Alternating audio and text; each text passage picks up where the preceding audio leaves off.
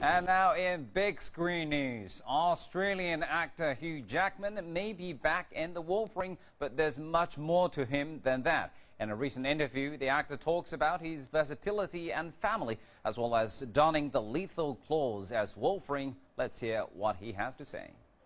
Another day, another destiny. Whether performing on a Broadway stage, singing in a movie musical, or hosting the Oscars, Hugh Jackman approaches them all with equal intensity. Yet when he dons adamantium claws as Wolverine, the 44-year-old actor admits that something magical takes place. I always loved the original source material it came from. I love the comic book. I love what the comic book was trying to do and what it was trying to say. On one level, you can say I'm playing a guy with weird hair, mutton chops and claws coming out of his hands. But actually, he's incredibly human and a great sort of anti-hero. So, and tragic figure in a way. And that's why he's eternally fascinating to me, and that's why I keep coming back. And why not?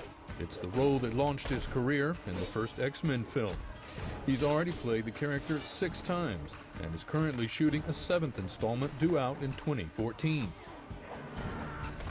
The great Trevor Nunn, who I had the pleasure of working with twice, said to me, Judi Dench, McKellen, all of them, they look back on their career, there's 4 or 5 roles that end up being the foundation of their entire career. There's no doubt to me this is one of them. It's maybe the strongest of all the roles I've played. And as a fan of the comic book series, Jackman says the latest installment was important from the get-go.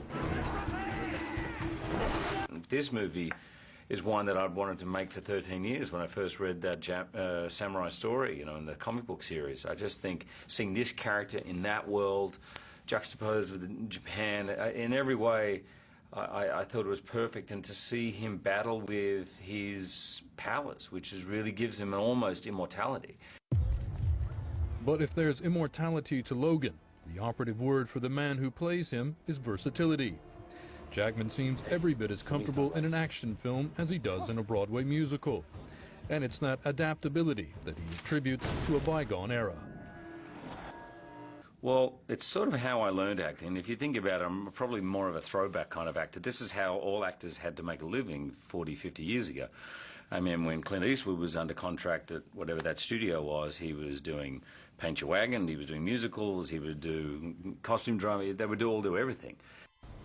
Jackman credits his training back home for preparing him for a wide range of roles, but he also acknowledges that it had more to do with survival.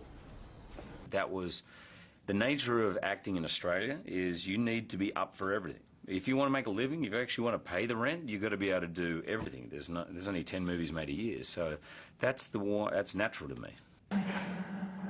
The talk of his screen work makes his face light up. Jackman says he's been blessed, but also sees family at the core of his success.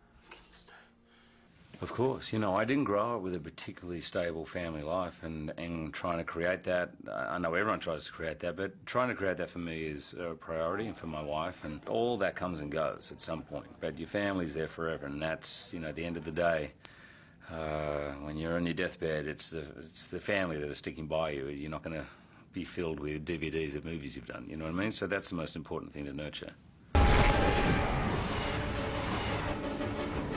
For fans in the United States, The Wolverine comes slashing onto screens on July 26th. Stephen Roach, CCTV.